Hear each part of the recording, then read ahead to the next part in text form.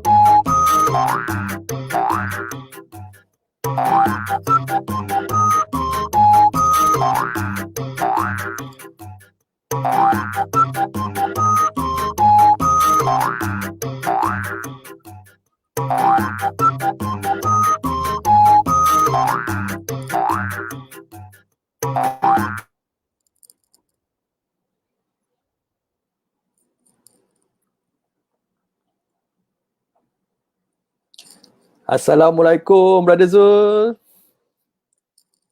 Norman, alamak, kejap ya. Waalaikumsalam Norman. Aduh, hai. Sihat. Sihat walafiat. Oh, muka ceria.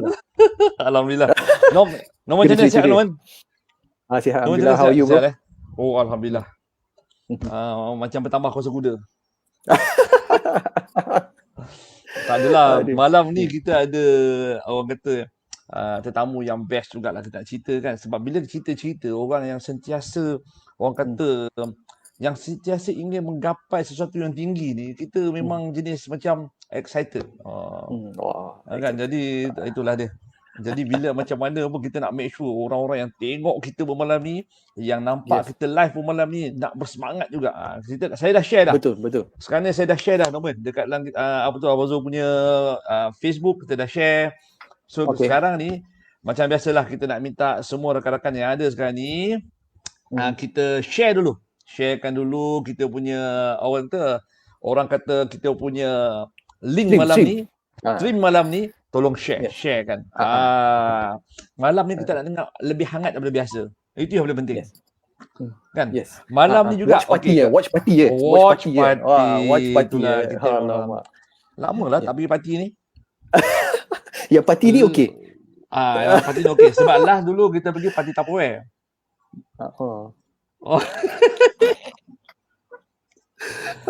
Party Tupperware tu memang banyak lah. Kita bekalkan banyak Tupperware orang minta masa tu. Betul. Banyak macam-macam Tupperware. Macam-macam Tupperware ada. Boleh pilih lah. So just before that mungkin kita kita punya kawan kita dah terus bagi salam dah, Brother Zul. Waalaikumsalam. Abang Khairul. Assalamualaikum Abang Khairul. Abang Khairul macam biasa kita memang seronok lah. Abang Khairul memang kita punya top fan. Wah, macam gitu. Top fan. I just realize Abang Khairul pun is very active dalam Facebook Wah, tanyalah bang. Ya, dia aktif, dia aktif. Abang Khairul memang bukan dia aktif dalam paintball, dia aktif dekat Facebook, dia aktif juga dengan dia punya permotoran dia kan. Wow, very good. Itulah. Time PKP ni pun very aktif lah Kalau tak pun aktif secara digitally betul. Digitally social. Kalau tidak dia kata jam. Abang Khairul memang jenis macam tu. Dia kalau kerja memang dia fokus 100%. Dia buat apa benda pun dia bukan fokus 50%, dia bagi 100%. Yep. That is best lah. Komitmen lah. Sekarang ni nak minta tolong Abang Khairul, kita share lagi Abang Khairul. Kita share dulu. Siapa yang dah live malam ni, siapa yang tengah ada online sekarang ni, tolong share. Sambil tu saya pula nak juga buat share sekarang ni. Kejap ya. Nak buat share. Macam biasalah. Kita pun nak juga. Kita orang pun tengah belajar juga kan. Nak share ni kan. Sebelum ni tak pernah dengar perkataan share tu kan. Selalu kita dengar share tu bila orang nak share makanan kan. Nak buka puasa orang tanyalah, boleh share sikit tak kan. Tapi pasal video ni tak tahu pasal share dia. Lain lah, sebab biasa orang kata sharing is caring. Tapi yang share dia lain sikit kan. Itu yang kita macam kekok baru nak belajar. Tapi tak apa, kejap kita tengok mana. While Brother Zul tengah sharing ni, mungkin for you guys pun, untuk kalau you all can get ready your questions. Layan dulu. Agak layan dulu. Akan hantar ni. Okay. So kalau you all nak get ready all your questions, kalau you nak tanya tu kepada kita punya special guest, as usual kita punya sesi sembang santai ni is all about asking the questions. It's not just about us. Kalau I dengan Brother Zul, kita akan tanya juga a few questions, tapi it's about the community. So kalau you all boleh, kalau you all nak tanya soalan ke, what anything you want suggestion ke, jangan lupa untuk komen kepada section dan kita akan bawakan live untuk you. How is it? Everything okay, Brother Zul? Baru dekat share 2-3 tempat. Ada lagi 15 tempat nak share. Boleh dengar. Dia banyak share tu yang boleh dengar. Dia punya keyboard tu. Dia punya keyboard tu. Bukan keyboard warrior Dia punya... biasa I pakai yang punya gaming keyboard tu yang biasa korang dengar tu. Tapi hari ni kita pakai Logitech yang biasa. Jadi dia senyap sikit. Kalau dia pakai yang gaming keyboard bercolour, sebab nanti you akan nampak dia punya reflection rainbow tu dia akan keluar tu. Rainbow dah. Sebab dia punya seat dah cantik dah. I rasa soon lah you akan tengok I punya seat dah. Coming soon. Coming soon. I punya racing seat. Cuma dia tak ada safety belt je. Dia tak ada safety belt. Now ni I tengah bersungguh-sungguh ni. Okay, sekarang kita ada 7 orang. Malam ni kita nak kalau boleh 7 orang ni kita jadi lebih 700 orang. Minta tolong share. Yes. Sekarang ni baru tengah share lagi. Minta tolong share sebelum Brother Zul akan macam biasa akan buat sedikit introduction for our kita punya situasi terkini. Then after that Brother Zul mungkin akan introducekan kita punya guest host yang menarik pasal kita punya guest host dia dah sampai dah. Dia dah telah sampai ke studio awal. Memang efficient lah. Efficient dia. Itu yang tak boleh tahan tu. Sambil ni nom lain orang dulu nom. Biasalah kita ketua rumah. Kita untuk. So sebenarnya Brother Zul ni dia tak sombong. Kalau you tengok dia kenapa dia memandang kat sini, sebab we call it macam multi screen, multitask. So multitask tu bayangkan Brother Zul ni tengah dengan headphone dia tengah bercakap. On top of that dia nak kena share. Lepas tu dia nak pandang kamera. Lepas tu dia nak pandang laptop yang kedua. On top of that kita orang pun ada our own messaging pula. Memang jam lah. So macam Brother Zul selalu cakap lah, macam dia macam itik. Dekat permukaan tu dia nampak calm, relax. Dekat bawah dia yang tu trademark Brother Zul lah. Dia akan cakap itik. Kalau orang yang buat event tu memang semua itik. Not in a bad way tapi dia kat depan nampak relax je sebenarnya. Saya kat belakang dia tengah kelam kabut tu. Dia tenang kan, macam relax. Sound okey ke? Okey, semua tak ada masalah. Tapi dekat depan je dia cakap tak ada masalah kan. Betul lah Brother Zul Betul. Dia kena calm and sedap. Nasib baik orang tak panggil Zul itik tak. Tidak tukar nama susah lah. Tak terima nama tu tak sedap. Itulah. Kita bagi je lah kat Donald Duck cukup lah kan. Itulah. Biarlah diorang tu tengok kita macam tu kan. Yes. So jangan lupa share the stream tu. Jangan lupa share the stream kepada kawan-kawan kita. We get more people in, we get to ask the questions macam-macam ni. Yang ni very interesting. I pun dah ada soalan. Macam-macam soalan nak tanya ni. I pun excited. So you guys pun kalau you nak jadi maknanya malam ni kita punya kita punya guest ni memang akan diacu dengan berbagai-bagai soalan ni. Diacu. Dia bukan diacu dan diajukan. Dia semua. Dia DD semua depan. Semua Okey. DD Okey, kita dah share. Okey, okey, saya dah share dekat 5 grup dah sekarang ni. Alhamdulillah. Okey, done. Alhamdulillah. Okey, satu lagi. Oh, ni wajib share kejap. Hai, ya Allah. Dah tua-tua ni Norman macam-macam pula. Oh, macam-macam Tak, dia Itulah. multitasking dia lah. Bila kita nak multitask tu agak mencabar lah untuk I. Even sama untuk I pun, I beritahu you all, sebab I nak pandang kamera dekat tengah ni, facing you guys. Tetapi kita punya stream tu belah kiri.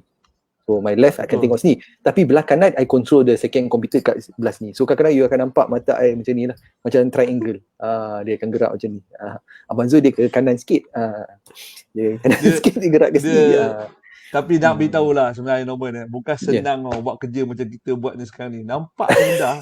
Bukan senang lah, I tell you. This is what happen lah. Inilah reality dia di belakang tabir. Jadi kita kena respect abang-abang kita yang kerja kat stesen TV tu.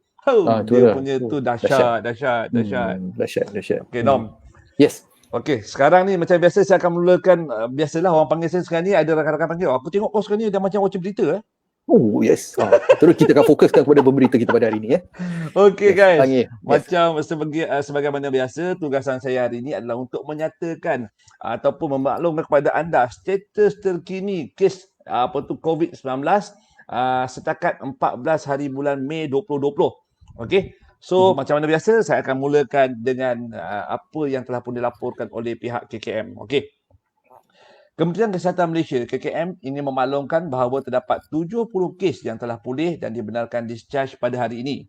Ini menjadikan jumlah kumulatif kes yang pulih sepenuhnya dari COVID-19 dan telah discharge dari wad adalah sebanyak 5,351 kes ataupun bersamaan 78.5% daripada jumlah keseluruhan kes. Okey.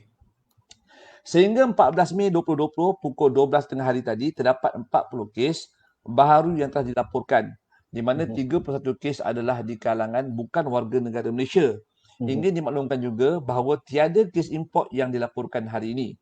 Oleh itu, kes positif COVID-19 di Malaysia adalah sebanyak 6,819 kes dan jumlah kes aktif dengan kebolehjangkitan COVID-19 adalah sebanyak 1,356 kes. Sehingga kini, seramai 16 kes positif COVID-19 sedang dirawat di unit rawatan rapi ataupun ICU. Daripada jumlah tersebut, 4 kes memerlukan bantuan pernafasan. Daripada maklumat terkini yang dilaporkan ke CPRC Malaysia Kebangsaan, duka cita dimaklumkan bahawa terdapat pertambahan 1 lagi kes kematian berkaitan COVID-19. Justeru, jumlah kumulatif kes kematian COVID-19 di Malaysia adalah sebanyak 112 kes, iaitu 1.64% daripada jumlah keseluruhan kes. Kes kematian yang ke-112 ini adalah merupakan lelaki warga negara Malaysia berusia 39 tahun. Beliau mempunyai sejarah penyakit injap jantung serta kemalangan pada awal tahun mengakibatkan beliau patah kedua-dua tulang utama di kaki dan sukar bergerak sendiri. Beliau diserahkan meninggal dunia pada 12 Mei 2020 jam 9.52 malam di wad kecemasan Hospital Tengku Empuan Afzan, Pahang. KKM dan kita juga mengucapkan takziah kepada ahli keluarga beliau lah. Jadi itulah status terkini Norman yang kita boleh laporkan setakat hari ini. Maknanya kalau kita tengok tadi daripada laporan tadi tu, kita hanya dapat 40 kes saja dan di mana 31 kes tadi daripada 40 kes tu adalah daripada kalangan bukan warga negara Malaysia. Maknanya 9 kes saja sekarang ni yang tinggal. Itu yang kita bangga lah, Norm kan? Kita bangga lah. Yes. At least it's something, kita boleh dengar something positif lah we can say kan. Sebab kita dah lama sangat dah kita tak dengar benda-benda yang positif kan. Tapi sebab kita asyik dimomokkan dengan benda-benda yang macam menakutkan kita. Hari-hari kita dengar macam this is what happened. Dan sebenarnya Norman benda ni juga sebenarnya telah pun mengganggu psikologi pemikiran manusia sekarang ni. Boleh katakan semua orang dalam keadaan yang takut, bimbang dan orang kata apa yang patut kita buat, apa yang perlu kita buat. Now, ramai juga yang saya dapat tahu daripada rakan-rakan dekat luar sana, kebanyakan daripada syarikat-syarikat besar juga dah mula start memotong gaji dan ada setengah-setengah daripada industri-industri pelancongan seperti hotel dah mula keluarkan VSS dan ada juga yang dah mula diberi cuti tanpa gaji dan ini memang mendatangkan satu pandemik yang berbeza. Kalau kata sekarang kita pandemik yang sekarang ni kita tengok yang sekarang ni adalah isu situasi masalah global daripada segi kesihatan, tetapi sekarang ni juga daripada segi ekonomi. So memang meruncing. Ya, Uh, betul. saya juga nak sharekan sikit, Norman. Tadi macam tadi you pun tahu saya ada dekat IOI Putrajaya dan saya pun pergi tengoklah dekat sana. Sekarang ni proses masuk apa semua tu memang saya tengok dia orang follow exactly SOP yang telah pun ditetapkan lah. Yang mana bila kita masuk kita kena berbaris dan kita kena adakan jarak sosial iaitu 1 meter. Dan bila kita masuk di dalam mall kita akan diambil suhu badan. Tetapi bila masuk dekat IOI dia situasi dia berbeza sikit. Dia ambil suhu badan, dia ambil yang selangkah tu. Ada ambil selangkah. Oh, dia pakai selangkah. Dia pakai selangkah. I pun confused juga sebab apa kalau Putrajaya is actually under wilayah, betul tak? Wilayah. Tetapi now selangkah biasanya sekarang ni ada selangkah dekat Selangor saja ataupun wilayah namanya. Now I saw the masa kita register the QR code, I saw dia ada satu tab ada wilayah perserikatan.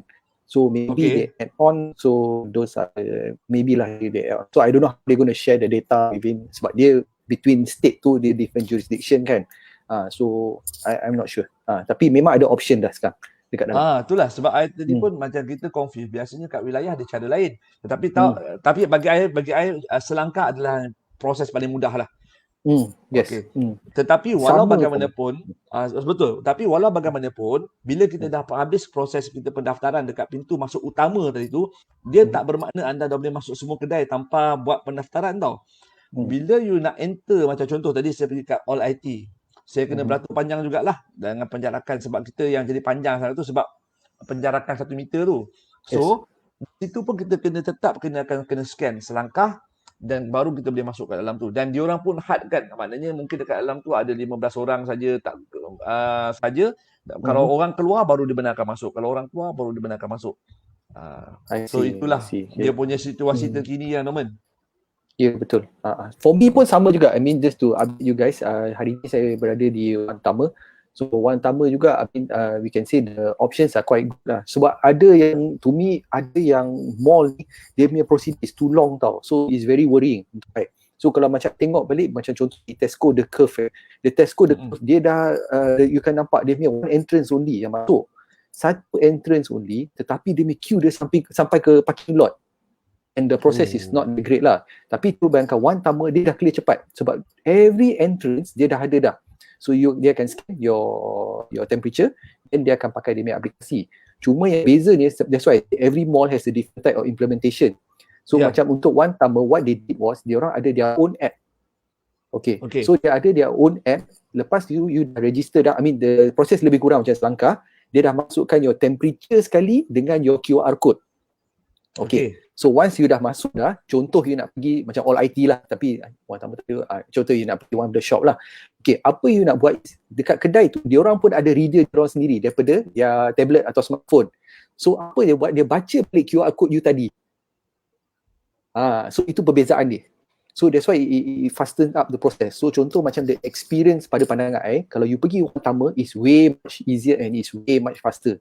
So kebanyakan kedai kalau you tengok kat One Tama, semua dia dah dekat entrance tu, dia dah pegang phone dengan dia dah pegang dia punya tablet. So datang je, scan, masuk. So at least the buying punya experience dah tak adalah kita nak tunggu lama tau. Cuba kan nak masuk mall pun dah kena queue panjang. Tak tahu lah. Kalau Abang Zul that time masa dekat Putrajaya, was the queue quite long? IOI? IOI pun sebenarnya bagi saya diorang pun memang dah bersedia sebab dia tak panjang beratur dia. Cuma bila kita nak masuk dekat bahagian All IT tu, dekat shop All IT tu memang yang tu panjang. Sebab sebenarnya untuk makluman Norman dan juga orang yang semua penonton yang ada sekarang ni, saya hari Isnin tak silap saya Norman yang saya pergi pergi ke ni Loyak Plaza.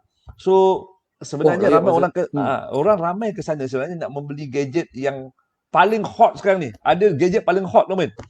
Which is sebelum berlakunya COVID-19 ni, benda tu tak akan pernah jarang nak habis dan tak mungkin habis. Tapi bila berlakunya sekarang ni COVID-19 dan orang mula kerja daripada rumah, orang dah buat aktiviti-aktiviti banyaknya meeting dekat rumah. Ada dua benda yang paling cepat habis according kepada pemerhatian I daripada tempat-tempat I dah pergi dekat Loyak Plaza, I dah pergi tadi dekat dekat Putrajaya. Diorang kata hot item yang nombor 1 ialah webcam. Oh, Yes. webcam Terkejut, habis. Dia dan tak boleh tahan tu webcam ni. Dia ada kalau orang yang nak faham lah, webcam ni sebenarnya ada yang webcam biasa saja. Dia ada yang jenis versi pro. Dan memang ada yang versi untuk streaming. Dia masalahnya daripada semua kategori habis. So I don't bayar. Dan you guys tahu tak? Satu yang kalau macam yang Logitech lah, yang memang I pakai Logitech lah. You pun faham kan? I punya memang I pakai Logitech. You pun memang suka pakai Logitech everything kan? Ni pun Logitech, semua Logitech lah. For me is Logitech brand lah. Logitech ni kalau yang biasa-biasa 100 lebih apa semua faham, boleh habis. Tapi kalau macam contoh yang pakai yang apa tu mid-range untuk tu. Logitech yang mid-range tu, yang harganya memang dalam 200 lah. 400, 500 tu habis. Tak boleh belah. Dahsyat Dahsyat lah. Dahsyat. I takut berapa. Ramai semua orang jadi YouTuber macam kita katanya. Okay, Brother Zul. Yep. Ya. Okay, tapi apa-apa pun, now saya nak ucapkan selamat datang dulu kepada rakan-rakan semua yang ada sekarang ni, iaitu kita ada Jiven ada kat sini, kita ada Sid. Sid, happy birthday Sid. Uncle tahu. Okay, kita ada Daniel. Hai Daniel. SID Sid, SID. Dia baru a few days yang lepas dia sambut birthday dia. Happy Kita ada belated bro. birthday. Kita kat special Kita ada bro Roslyn. Hey bro Roslyn. Wah, ini kita cakap hello ke dalam komen-komen tu. Itulah Din. Sebab takut janganlah. Come on, show your support bro. Bro Roslyn. Lepas tu kita ada alamak, kita punya big brother Rudy pun ada lah. Rudy. Oh, wah. Bye bos. Aduh ini kita punya big client lah. Hari ni Rudy nampak I biasa dekat belakang tabir buat benda-benda berlari-lari bila buat event lah. Tapi hari ni agaknya Rudy nampak lah I tengah buat benda ni kan. Di depan tabir. Di depan tabir. Benda yang luar daripada biasa. Yes. Lepas tu kita ada Abang Acoy, kita ada lagi Prem. Prem. Apa khabar Prem? Sihat Prem Dan Abang kita Acoy ada lagi kita tak dengar Abang Acoy bersuara hari ni dah. Kita nak beritahu untuk makluman semua, logo kami yang kita lukis-lukiskan ni, yang nampak logo Zul Enoman Talk Show tu, Abang Acoy lah orang yang telah pun di belakang tabir yang melukis logo tu. Hai Prem, apa khabar Prem? Thank you. Yes. Ini Prem, kita punya orang kuat kitab dekat area Lumut. Kalau kata nak tengok orang-orang kuat Lumut ni ada kat sini malam ni. Perak, orang kuat Perak. Okay guys, malam ni yang macam saya dan Norman dah beritahu kepada anda, kita nak bawakan seorang yang cukup best. Norman, cuba check kat belakang macam biasa kita punya ni. Dah ready dah. Dah ready dah. Dah pakai makeup? I think semua dah ready dah. Sebab kita punya guest hari ni dia dah pre-ready dah. Dia dah pre-ready. Selalu kita punya guest ni dia orang tak ready sangat. Terpaksa dah ni. Kita punya dah dah. Ready dah. Okay, malam ni guys, kepada orang yang suka mendaki gunung lah, dia nampak gunung dia tak boleh duduk diam, dia akan mendaki. Malam ni kita bawakan kakak, orang kata dalam dunia pendakian ni, orang akan panggil dia dengan dua nama. Satu Kak Su. Kak Su memang I pun panggil dia Kak Su lah, nama kelima dia. Dan orang juga panggil dengan nama Kak Long. Biasa kalau kita tengok yang mendaki gunung ni kebanyakannya lelaki lah yang kita akan selalu tengok. Tapi kali ni dia memang macam Iron Lady juga. Kakak kita ni, dia kalau bagi teaser sikit. Bagi teaser sikit dulu Kita bagi teaser dulu. Teaser je, bagi full screen. Teaser saja sebab I tak nak tunjuk daripada depan dulu. Imagine. Dahsyat lah. Dahsyat. So malam ni kepada yang ada tengah tonton ni, yang suka rasa nak mendaki gunung, nak bertanyakan experience dia macam mana dia boleh dapat orang kata minat nak mendaki gunung, boleh tanya dengan kakak kita malam ni. Dan tak nak melengah-lengahkan masa lagi Norman, kita terus bawakan kepada anda malam ni Kak Su kita. Alright. Saya panggil Kak Su ni adalah penakluk puncak. Hai Kak Su. Waalaikumsalam Kak Su. Inilah dia bersama-sama. Saya tengok macam Maznah Zulkifli lah Kak. Iron Lady. Okay guys, bersama rendah lagi. Tak. Kak Su susah nak rendah sebab Kak Su suka panjat yang tinggi. Seram. Itu nama pun sabar diri. Saya nak tanya Kak Su macam mana Kak Su? Semenjak PKP ni, Kak Su sihat Kak Su Alhamdulillah sihat. Kena jaga kesihatan. Kena jaga. Saya dekat dengar juga ada orang maklum dengan kepada saya lah. Orang lah. Bukan orang sini, orang England. Okey. Dia beritahu kat Macam saya. Macam kenal kan. Saya dengar akak sekarang kalau boleh hari-hari sebab tak boleh panjat bergunung, akak dah mula berlari atas treadmill dekat 1 jam satu hari ya. Kena buat macam tu. Kalau tak nanti stamina hilang, payah akak. Dia naik sikit berat je, lepas tu kalau dia start saja tak buat, dia akan susah, dia lemau, dia tak boleh. Dia kena ada dia kena konsisten. Itulah. Baru rasa sihat sebab you dah biasa aktif. Tiba-tiba kalau you tak buat sesuatu, you lemau and then you rasa badan tak sedap. Badan tak sedap kan Nak kena muka ceria di kala umur macam ni, nampak sihat, kenalah aktif. Akak umur berapa sekarang ni? Nampak macam 18 je. Allah. Tak, sebab I tak tahu bila akak cakap bila berkenaan dengan ceria tu, sebab bila I tengok dalam gambar ni, sorry I kena bawa gambar ni, I tak tahu macam mana akak boleh ceria. Sebab kalau I tak ceria tu, kalau I pandang macam tu dengan pegang tali tu, kita, I rasa I dengan Abang Zul ada, kita akan ceria tak? I rasa tak macam ni lah. Saya ada pengalaman Kak Su, yang pengalaman yang sedikit tu masa saya pergi ke Mekah dulu, saya ada mendaki gunung lah kan. Sebenarnya kejadian tak disengajakan. Dah lah masa tu BIG Small. BIG Small. So cerita dia, diorang ajak saya join malam tu nak hantar diorang lah untuk pergi saja-saja tengok-tengok je lah. Hantar kat kaki gunung je. Lalas dekat saya sebab terpengaruh ada seorang makcik tua turun tu daripada gunung tu tau. Dekat Mekah, dekat Jabal Rahmah tu. So dia turun dia kata, tanyalah, makcik dah naik ke atas ni? Dia kata, makcik dah naik atas dah. Kalau kau tak naik rugi, kata dia. Jadi dia macam satu benda cabaran lah. Ingatkan tak adalah tinggi sangat sebab makcik yang turun tu pun dah tua dah. Saya pun Kak Su kata, alah come on lah. Bukan come on lah. Takkan tak boleh. Jadi saya pun try lah. Naik punya naik.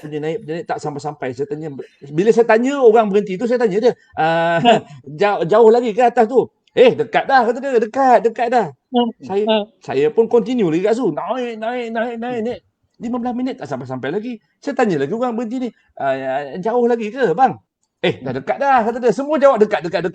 Tapi cerita yang dekat itu dengan dekat yang saya tanya orang tu, 15 minit, semua kata dekat. Tak sampai-sampai juga. Rupa-rupanya Kak Su, 1 jam setengah baru saya sampai atas Kak Su. Jabal Rahmah tak tinggi sangat. Tak. Ni. sangat lah, tak tinggi sangat. Kak, apa gunung tu? Bukit Uhud. Bukit Uhud. Tempat, ya betul. Minta maaf tempat Nabi terima wahyu. Ya, tempat wahyu. Ya Allah, Kak. Dan yang paling Jabal Rahmah rendah sangat tu. Ramah. Jabal Rahmah rendah sangat. Yang sebelah Gunung Uhud tu. Yang tempat Rasulullah dapat wahyu tu, Kak. Ya, sampai betul. Dekat yang tak tahan tu, Kak. Kita tak pernah tahu. Kita tak pernah, yalah baru pengalaman pertama. Ada member beritahu, jangan takut sampai atas kita minum kopi. Dalam hati pun ni bergurau pula. Dah tinggi-tinggi macam ni ada orang jual kopi. Dia kata ada teh. Saya tak percayalah, tapi sebenarnya betul. Sampai ke atas tu, ya Allah, ada kedai teh.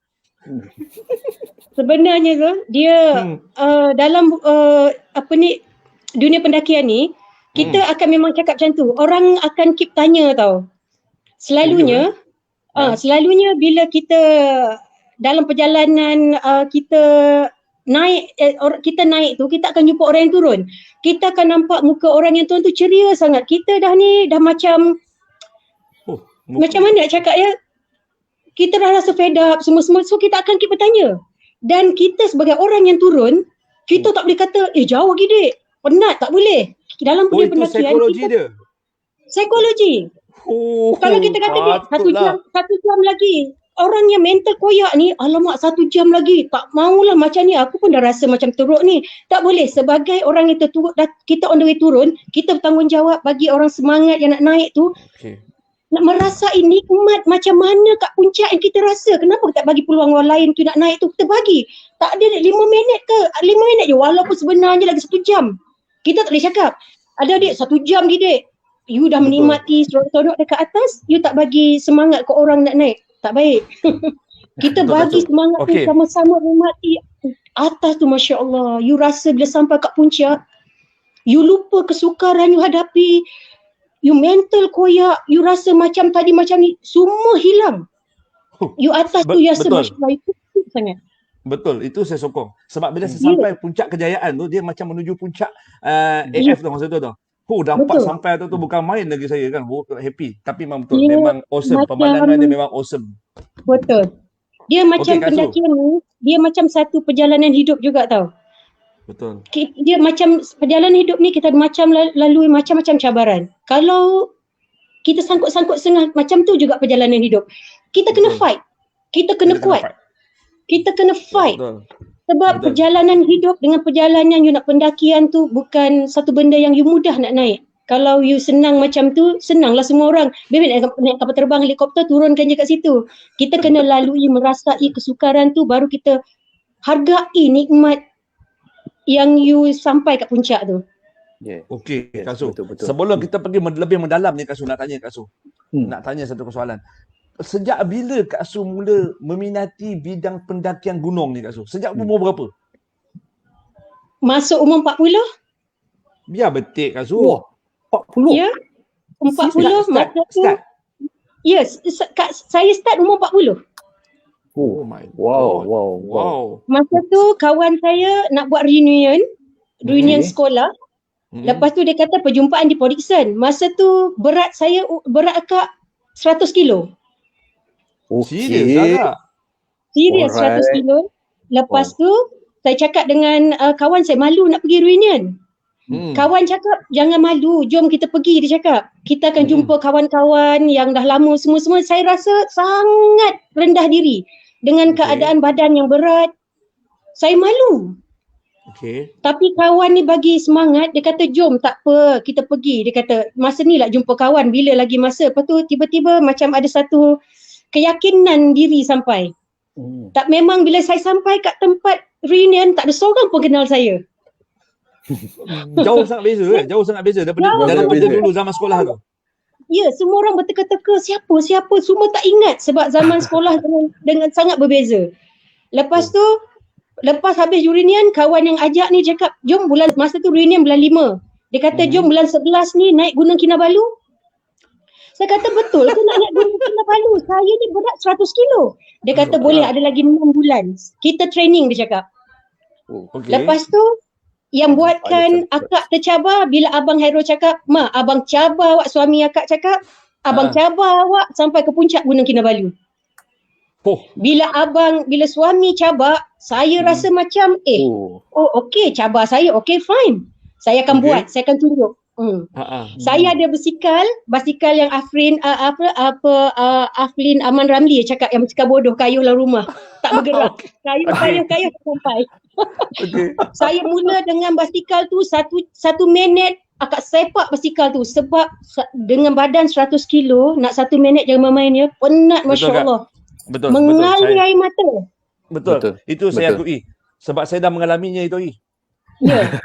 Tapi disebabkan suami cabar, akak berusaha, mula-mula akak buat 1 minit. Habis 1 minggu, 5 minit, 10 minit, ambil masa yang lama, bukan masa sekejap-sekejap, tapi kena bersungguh. Kita tak ada jalan pintas dalam hal ni. Kita kena bersungguh, jalan pintas memang tak ada.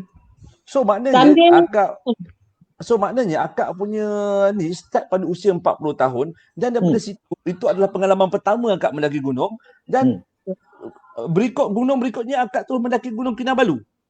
Terus akak Gunung Kinabalu.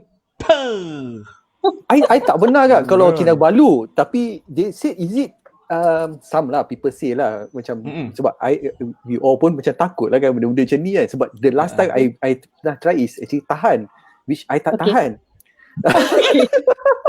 Itu pun bukan bila kita start masa 40, kita masa that time in teenagers lah, yang tu boleh lah. Itulah, tak tahulah akak punya macam mana, how macam akak bila orang cakap tahan is the highest peak kan, macam mana how you go through the mental that, jangan cakap bila kita nak pergi dulu, is just nak prepare yourself just untuk pergi dulu. Sebelum akak sampai tu, jangan cerita berkenaan how you train yourself ke macam mana, how you mentally prepare yourself tu. Perasaan tu kita tak tahu macam mana. First, kita tak tahu keadaan gunung tu macam mana kan. Ini first time. Akak akan Google tau. Akak tengok, akak akan cari. Sebab sekarang ni mudah semua di ujung jari. Akak akan cari, macam actually bulan 10-11 ni akak ada pendakian gunung bersalji di Mount Siguniang, China.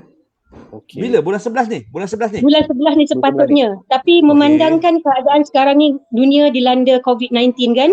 So harap-harap menjadi, tapi dengan kata hari baru ni tak dibenarkan rakyat kalau boleh travel ke overseas sampai hujung tahun. So mungkin akan ditangguhkan. Alright. Agak punya bila sesuatu gunung tu bukan berada di negara kita, iklim bukan kita. Macam kalau iklim Khatulistiwa macam kita dah boleh andai sebab kita dah biasa gunung yang ada tempat kita. Betul. Ini di luar.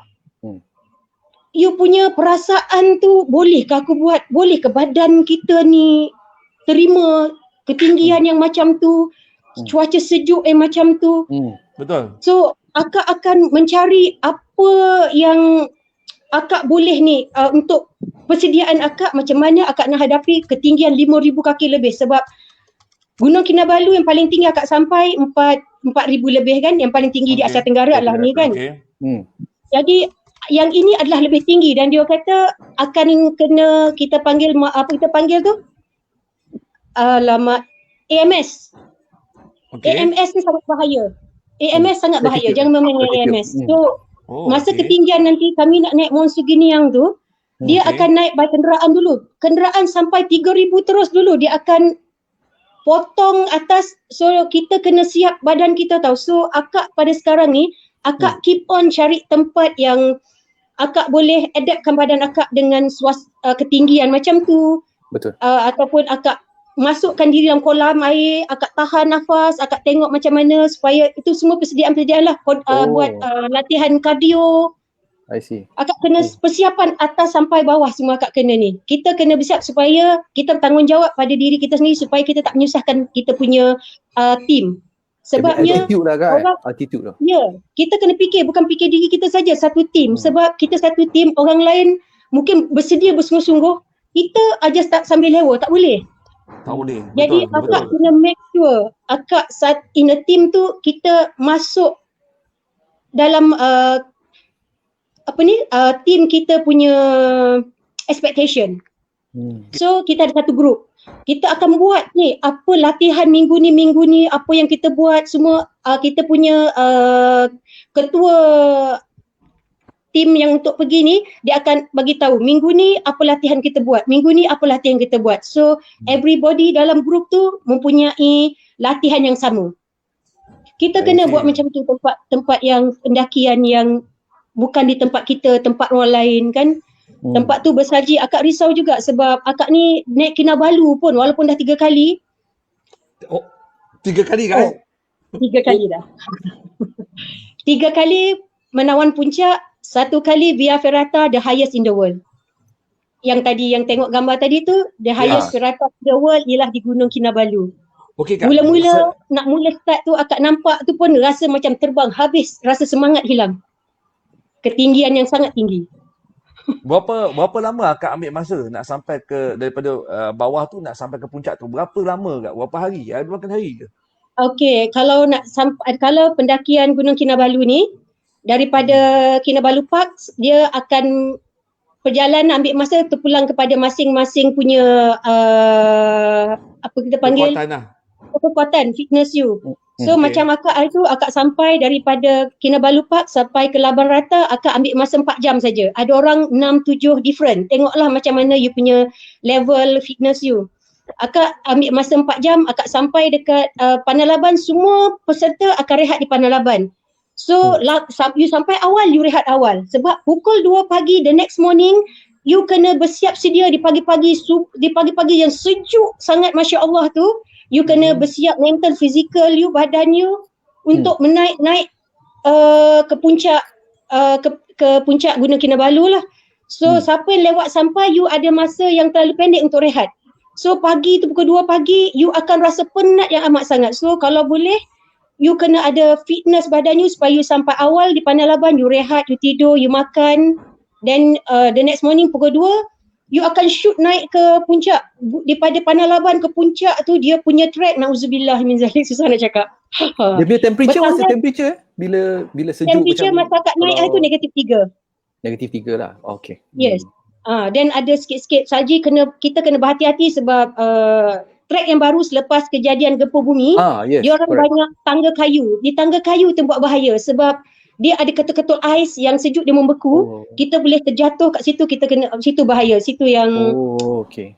trek yang baru ni agak pendek dan menegak sangat. Dulu yang trek yang 2 kali dulu sebelum akak pergi, dia trek yang panjang jauh, ambil masa. Yang ini pendek, menegak dan memang mencabarlah. Dia banyak mentali. Bila last akak pergi? Maknanya yang last naik ke Gunung Kinabalu. Akak pergi hari tu yang last kali hari tu bulan 4 tahun lepas. Dah kiranya dah setahun lepas lah. Dah setahun yang lepas. Buat Via Ferrata, the highest in the world tu dia. Sebab it was closed for a while kan? After that kejadian tu kan? For a while, yes. Because due to yang gempa bumi tu, so diorang buat balik, buat trek baru. And then sangat mencabar. Kali akak pergi baru-baru ni, kita orang pergi 2 hari 1 malam, sepatutnya jadi 4 hari 3 malam. Sebab hari kedua hujan teruk, hujan lebat, kami tak boleh naik ke puncak. So naik ke puncak tak dibenarkan. So kami kami dah tak boleh, dah tergendala perjalanan perancangan kami. Hari kedua hujan juga, tapi laporan di sayap-sayap kata boleh pendaki naik. So kami pun naik, tapi tak boleh buat ferrata. Via Ferrata kata air turun mencurah daripada laluan ferrata di kaki di tempat gantung main tali-tali tu semua. Dia kata air mencurah. Tapi boleh alhamdulillah, mungkin ada viewers dia tak faham what is means by ferrata tu. Boleh tak? Via Ferrata inilah trek tergantung. Mesti punya gambar tunjuk sekarang ni, dia tergantung di dinding gunung. So tergantung. Di ketinggian tinggi, dia hanya main tali, kita buka tali tu pakai tu, kita masuk jalan, kita berhati-hati dan ada just step cukup betul-betul untuk ujung jari kita pijak. Ujung jari kaki saja. Hanya ujung jari kaki je kita pijak-pijak benda tu. And then memang kalau siapa yang agak gayat, yang ini latihan gayat ni pun perlu kita kena buat. Kita kena atasi gayat ni. Kalau tak, kita memang tak boleh jalan. Betul. Sebab kalau pandang bawah memang sesayup-sayup mata memandang. Saya punya soalan saya nak tanya akak pada mula tadi rancangan. Tadi saya nak tanya akak lah sebelum sampai ke Kinabalu ni. Apa gunung-gunung yang sebelum ni yang akak panjat sebelum sampai Kinabalu? Rupanya jawapannya dia panjat Kinabalu dulu baru gunung-gunung lain. Aduh. Lepas Kinabalu akak baru pergi Rinjani di Indonesia, gunung Rinjani, ya betul. Rinjani ialah gunung berapi yang dah mati, tapi ada anak gunung berapi anak di bawah tu, di tasik yang masih hidup. Dan dah berapa kali juga letupan dan tutup berapa kali juga gunung Rinjani. Gunung Rinjani cabaran dia lain sebab bila pasir gunung berapi ni dia halus. You naik 5 kali, step 1, 2, 3, 4, 5 dia gelonsor 3 kali. You naik 1, 2, 3, 4, 5 dia gelonsor 3 kali. Mental memang koyak. Bila nak sampai dia dah nampak puncak tapi tak sampai-sampai. 1, 2, 3, 4, 5 zoom berhenti, stroke dia akan turun 2 step. 1, 2, 3, 4, 5 stroke dia turun 2 step sebab pasir tu terlalu halus. Sangat mencabar Gunung Rinjani. Siapa yang dah pergi Gunung Rinjani memang pengalaman terbaik lah. Tapi view memang awesome. View memang cantik sampai ke atas. Sekarang ni yang tengah live kita sekarang ni, kita nak ucapkan selamat datang kepada our brother Jeffrey Azrai, YB. Dia kata YB Zul, YB Norman, Jeff. Apa khabar dia? Belum, kita panggil you lah YB. Okey, lepas tu kita Kak Su ada lagi ni yang pernah datang. Yus kata. Hai Kak Su. Hobi hiking ni kata dia. Yus ada climber. Lepas tu kita ada Burhanuddin. Yus pun dah start perlahan-lahan hiking tau, jangan tak tahu. Biar betik Kak Su. Yus dengan wife dia sekarang dah pelan-pelan terjebak dalam dunia hiking. Yus. Tahniah Yus. Abang Zul tak tahu ni. Okay. Yus tertarik dah lama dah. Since dia ada masa. So sekarang ni dia dah start cool. Dia dah settle down kat JB. So dia dengan wife dia dah pelan-pelan start lah mula hiking tempat-tempat yang agak-agak mencabar juga. Tahniah buat dia. Okey, tak apa. Lepas ni kita tanya. Terbayang kalau Abang Zul berada di belakang ni. Tak? Kan kalau this person is Abang Zul ke, Brother Zul kan, kita ada kat sini. Lepas ni lah. Maybe the next photo you boleh share kan? Ada cabaran for you Kak Su. Teruk cabaran dekat saya tu Kak Su. Kena buat juga buat. At least. You do come, I follow you. Yes, yes. Wah, orang-orang kan main ya. Benda ni sebelum kita mula dia akan memang terlalu banyak tu. Aku boleh ke tak semua. Tapi once you dah start, I cakap dengan you, bila you ada di puncak, you nampak di bawah, Masya Allah, you rasa diri you kat situ sekecil-kecilnya dan you pandang kejadian ciptaan Allah SWT, you rasa macam, I ni sebenarnya nothing pun. Betul. Tak ada benda nak dibangga pun dalam hidup ni. Dan bila you rasa, bila you dah berapa kali sampai puncak gunung segala bagai, bila you ada suatu masalah, kata, alah masalah macam ni, aku pernah merasai kesukaran lebih teruk. Aku boleh rasa masalah ni, insya-Allah boleh kot aku hadapi. You akan kuat sangat bila hadapi. Tak adalah rasa macam masalah ni macam mana tak, you akan rasa macam kuat tau bila ada satu masalah datang dalam hidup. You akan rasa, apa ni? Aku pernah rasa serik kot lagi pada ni. You pikul 20 kilo pergi bulan berapa hari tu Malia Basin. 5 hari 4 malam, the lost world of Malia Basin. Once you step inside there, lost world. You tak ada kontak telefon, you tak ada apa, nothing. You hidup dalam hutan di Malia Basin, Sabah hujung dunia sana. 5 hari tak hampa ada line telefon. Itu yang the saya lost world ada. Of, Itu yang the untuk lost world of Malia Basin. Penonton-penonton yang tengah tengok sekarang ni, sebenarnya Kak Su ni ialah isteri kepada Abang Khairul. Abang Khairul, kalau kita yang minggu yang 2 minggu sudah tu, kita dah ada buat review pasal paintball. Cuba Major Khairul. So Kak Su ialah wife dia, dan dua-dua orang mempunyai hobi yang cukup menarik. Seorang suka menembak, seorang lagi suka mendaki. Dan tapi aktiviti itu dua-dua tu tetap aktiviti yang rasak. So that is where masa I ingat lagi masa Kak Su pergi sana tu, Abang Khairul beritahu saya, Kak Su kau bukan boleh Roger kat ni. Tapi dalam hati saya, tak risau ke Kak Su tak dapat Roger ni dekat seminggu kan Kak Su kan? Ya Allah. So macam mana you nak hadapi benda tu Kak Su, dalam seminggu tak dapat dihubungi, lepas tu abang pun ke in a good way Kak? Okay, dia macam ni. Abang dah tahu macam mana akak punya keupayaan akak. Dia dah tahu akak punya macam mana how I take care of myself dalam hutan. Dia dah tahu dah. Dan dia percaya my team yang saya pergi. Okay, macam dia tahu dalam team yang pergi ni abang kan kenal semua. Ya, betul. So, abang kan tahu dekat mana kami pergi, dengan siapa. Dan kalau tempat-tempat yang macam ni, dia orang macam guide, dia ada satu alat hubungan juga. So kalau apa-apa berlaku, dia ada satu alat hubungan dia panggil, dia akan tahu dalam hutan tu dia punya. So dia akan tahu cari mana-mana lokasi yang ada line yang dia boleh contact kat luar. So bukan lost macam tu saja. So in case kalau ada berlaku apa-apa kemalangan, so guide ni akan tahu kat mana dia cari lokasi yang dia akan boleh hubung dunia luar. So akan datang bantuan datanglah. Selain daripada tu, abang satu je cakap, kalau tak ada call maknanya mama selamat. Itu satu benda yang as a husband ya, itu memang betul-betul. Dalam 4-5 hari tak ada call maknanya abang tu awak selamat. Kalau ada call maknanya something wrong. Macam akak jatuh di Bukit Tabuh, akak jahit sini 4, jahit sini 3. Masuk dalam hospital, abang datang dengan selama je. Alamak, sikit je tu. Lepas ni jangan serik hikingnya. Hiking lagi, jangan tak hiking. Kawan-kawan yang 10 orang tunggu di luar, Kak, suami akak ni betul tak betul ni?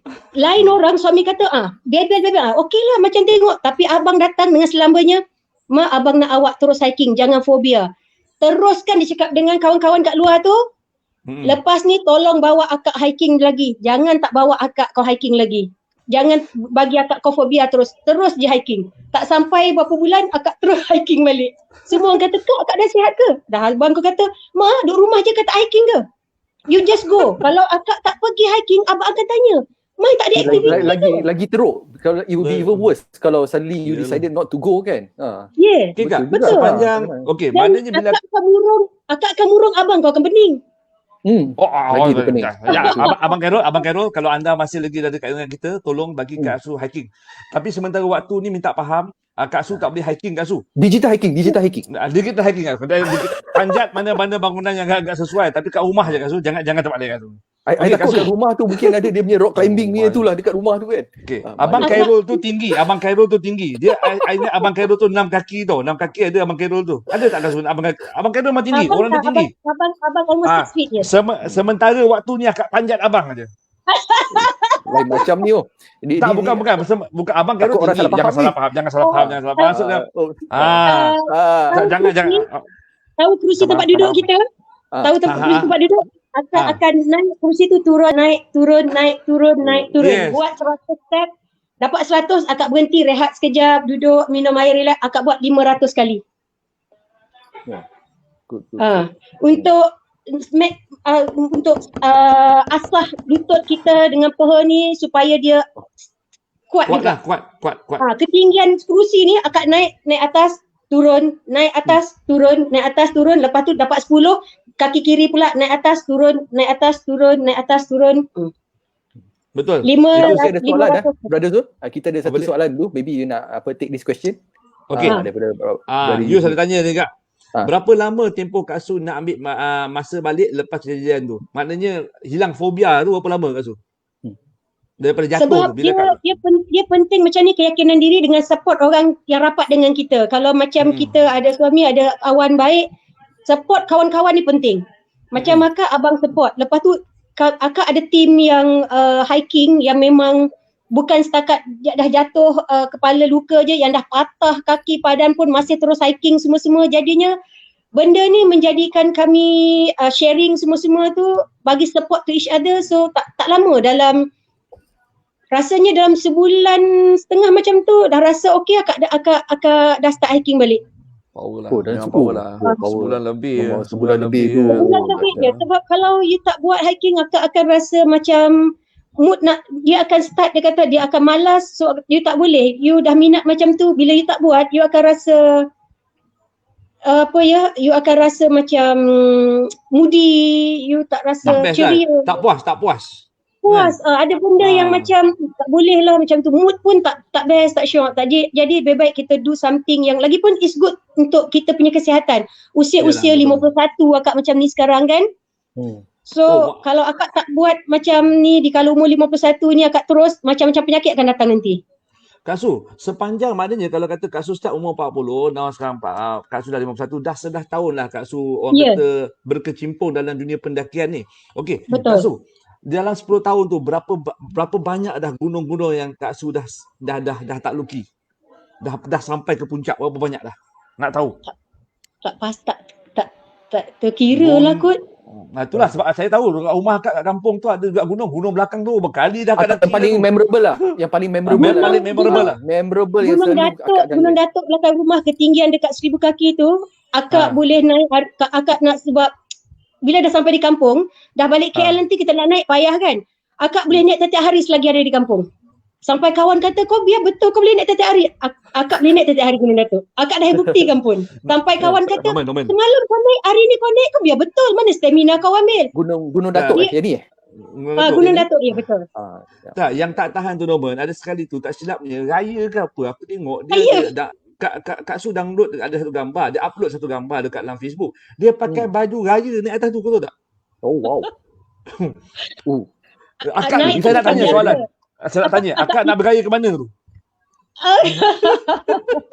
Ini betul. Kalau boleh dapat raya ni, akak balik kampung memang akak naik Datuk dulu. Akak buat kasut high heel akak bawa baju raya, akak nak posing atas tu. Ya Nom. I tell you, cakap ni mana ada ni kat rumah belakang akak je. Dia macam solah-solah tak ada perasaan. Okey Kak, dalam banyak gunung yang akak dah pergi sepanjang 11 tahun ni, gunung apa yang paling best dan paling mencabar lah pergi Kak? Dia gunung ni, dia lain gunung, dia lain cabaran, susah nak cakap. Setakat yang akak dah buat sekarang ni, yang paling mencabar akak ialah Via Ferrata lah. Sebab main dengan ketinggian, main dengan tali, lalu talian yang halus seluas jari kelengking je.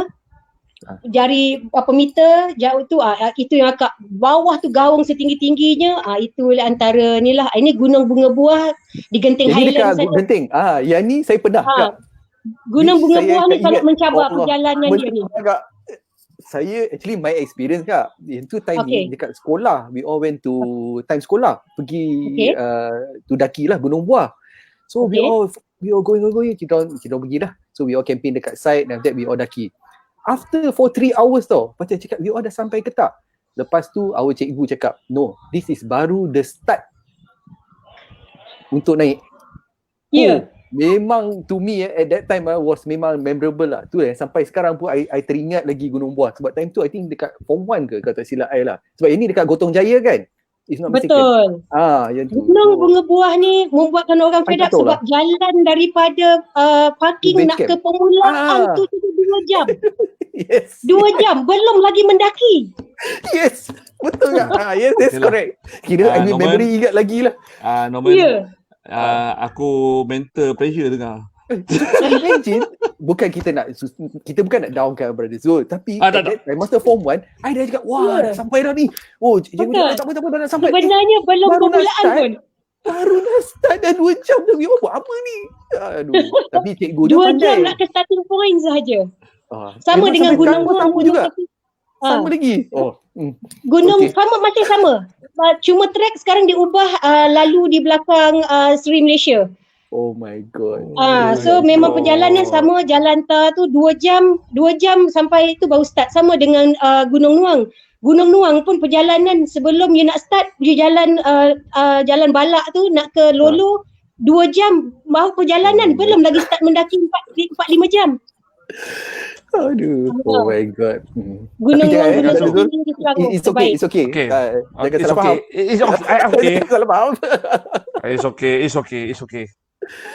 Tapi once you minat benda ni, you kena minat. Bila you minat, you akan enjoy the scenery. You akan rasa macam dia sebenarnya kena hiburkan hati. You tengok jalan, ada pokok macam ni, tak pernah tengok pokok ni. Sometimes you kena bercakap dengan pokok tau.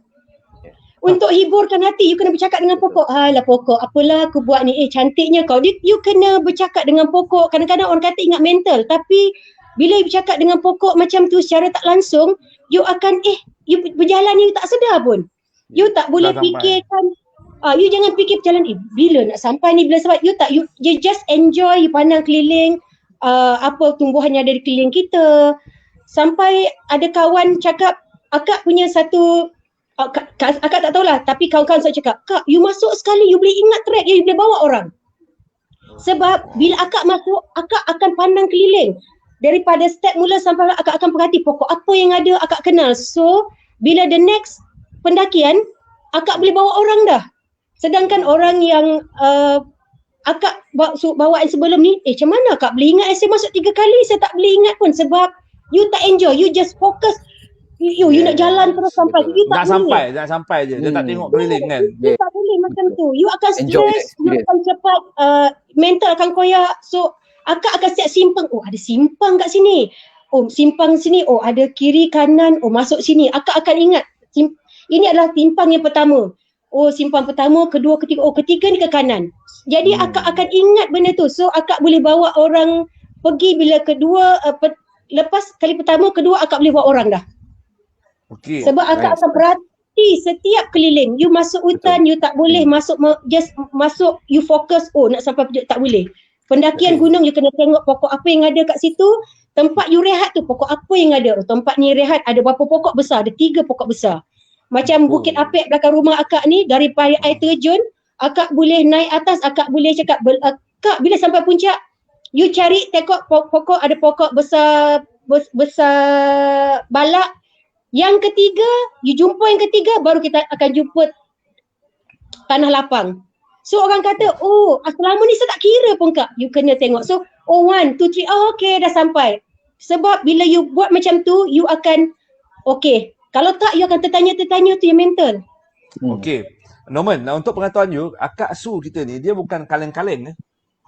Dengar, biasa. Bukan kaleng-kaleng. Dia sebenarnya ada special project. Tak silap saya tahun lepas rasanya. Dia ada kena train selebriti tu. Kalau you nampak tadi daripada gambar yang dia share tu. Yang mana? Ada dengan selebriti. Minta maaf Kak Su sebab Norman lama duduk dekat US. Jadi dia US Australia. Dia lama duduk kat tempat ada banyak. Dia dulu kau dengan Mike. Ya Mike. Australia pernah jejak sekali je. Grampians. Dekat Grampians. I pernah buat sekali je. So tadi kalau you tengok di cuba kita tengok balik gambar tu. Kita tengok balik gambar tu. Okay, let me push out pictures. Okay. This one. Yang ni? No, belakang dia. Lagi. Ni, this one. Okay. Untuk makluman anda, yang di tengah-tengah tu ialah Azhan Rani. Okay, Azhan Rani adalah merupakan seorang daripada orang yang ajar jadi personal trainer untuk mendaki gunung. Kak Su, okay. Mungkin ramai nak tahu apa projek ni dengan Azhan Rani masa ni. Cerita sikit. Masa tu last year Azhan Rani dalam projek menawan gunung base camp Everest Base Camp dengan Gunung Kalapatar di Everest. Okay. So macam mana Kak? Berapa lama? Macam mana projek tu? Penghasilan dia? Sebab Azhan Rani ditaja oleh satu grup ni, SAR, Submit Attack Resources. Okay. So dia since dia busy lakonan dan akak dah kenal dia almost 11 tahun. So dia nak mencari orang yang boleh rapat, yang faham kepala gila dia tu. So akak ni je yang boleh faham dia, yang boleh layan bodoh karakter dia tu, yang gila dia tu. So dia kata, Kak, saya tak kira, akak kena ajar saya. Saya tengah free sekarang ni, lagi sebulan je ni Kak, sebulan setengah je. Saya nak kena sampai Everest Base Camp dengan Gunung Kalapatar. So saya nak akak train saya. Akak kata dengan dia, dengan usia akak macam ni, kau carilah orang yang lagi muda semua. Tak ada, saya tak jumpa orang muda lagi selain akak. Akak yang paling muda. Saya cari orang muda pun tenaga tak muda akak tu, kata dia. So dia tak, akak pun train dia, akak bawa habis merata gunung yang ada kat Selangor ni, akak bawa segala gunung Fraser Hill dalam hujan, dalam sejuk-sejuk segala semua. And then akak bawa selagi gunung apa tu, nama je Bukit Kutu tapi ketinggiannya gunung. Tak tahu macam mana orang Kuala Kubu kata itu bukit. Ketinggian 1,000 lebih. Bukit sangat mencabar. So akak bawa dia semua dengan pelbagai bentuk cuaca, pelbagai bentuk muka bumi, pelbagai bentuk cabaran, dan dia berjaya menaklukki Everest Base Camp dengan Gunung Kalapatar. Kak, berapa lama training? Berapa lama training dia? Akak training dia sebab dia busy dengan syuting, sebulan setengah je. Tapi almost setiap hari. Pagi akak telefon dia. Malam je, Han, esok kita ada sekian. Akak saya penat. Besok kita ada sekian pendakian. Akak tak kira. Kak, saya sampai pagi syuting pukul 6 pagi. Pukul 7 pagi akak mesti ada di tempat situ. Okey Kak, Kak saya tidur ngantuk. Ngantuk tak ngantuk kau jalan. Kau lagi dekat dah cakap. Kau jangan kecewakan akak. Akak dah train kau sekian. Dia kata dia memang dah putus asa masa nak ke Gunung Kinabalu, di Everest Base Camp. Tapi dia kata dia terpandang wajah akak yang dia kata tepat. Saya teringat akak, Kak Su yang train saya bawa juga diri saya Kak demi akak yang dah train saya, dia cakap. Ada video dia juga, akak face ada juga video dia buat ucapan terima kasih atas base camp Everest untuk akak. Saya rasa saya akan sharekan satu link video dengan Norman. Yang dengan Azhan Rani, dia ada dia punya apa tu, Malaysia Brunei to Everest Base Camp dengan Azhan Rani. Betul. Tapi yang scary while waiting tu, you tengah nak share tu Kak, selalu I dengar sebab some of my friends masa they even went to Kathmandu dia orang tak boleh tahan is the altitude I pun tak tahu when they say, sebab they go there they say ni belum apa-apa lagi pun dia dah rasa pening lah. They just cannot climatize. Is it based kepada orang or is it based kepada macam, sebab mungkin kita tak biasa. That's why kita kena, dia based on orang. That's why bila kita tak tahu boleh over excited sebab ketinggian kat sana tu dia akan rasa pening semua-semua. Itu yang kita panggil tadi AMS. Dia kena acclimatize badan you. That's why bila kita sampai kat sana dia akan rehat 1-2 hari untuk badan kita selesa. Dia acclimatize kat situ untuk badan kita selesa dengan ketinggian tu semua. So kita tak boleh over excited. Kita kena relax, cool. Kita kena minum air. Air penting. Kita jangan tolak air.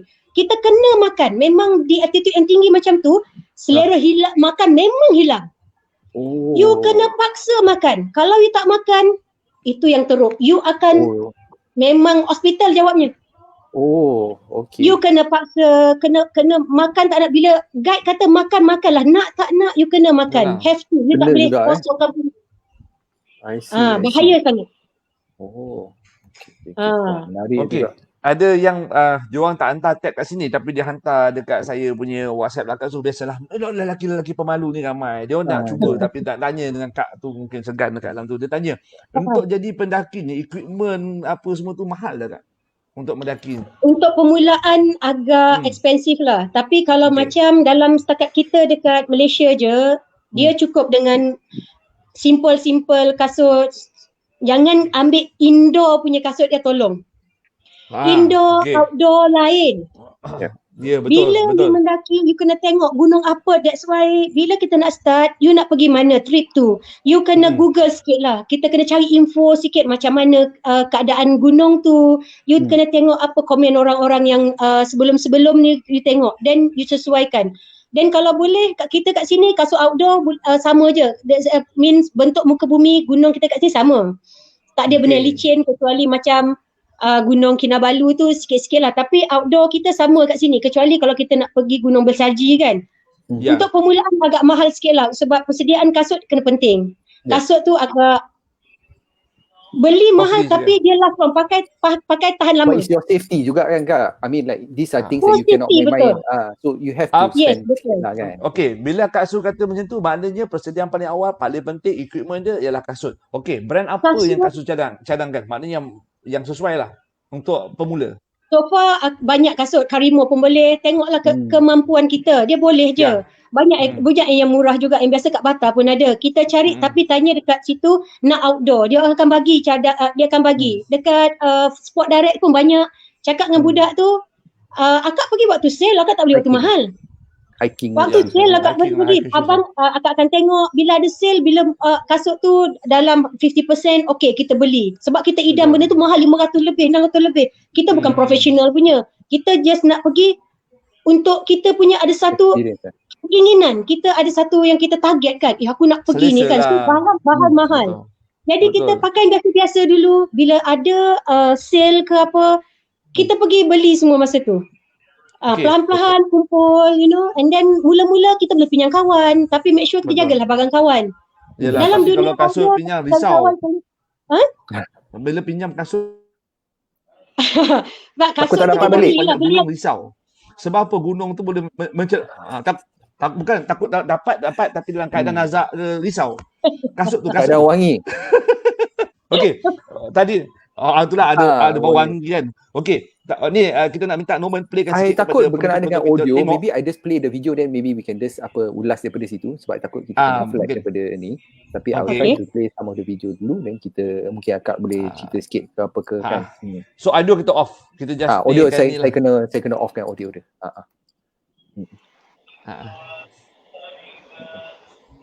Mungkin akak boleh cerita sikit ke apa ke. Mungkin while this video is playing ke or something. Oh okay, alright. Oh ini masa tim baru sampai. Ini memang selamat datang. Diorang akan bila tim sampai dekat sana, Kathmandu, diorang akan kalungkan bunga ni. So sebagai tanda tanda welcome lah. Ini peserta-peserta yang akan terlibat dalam pendakian gunung. Ini pendakian gunung ABC ni, Annapurna rasanya ni.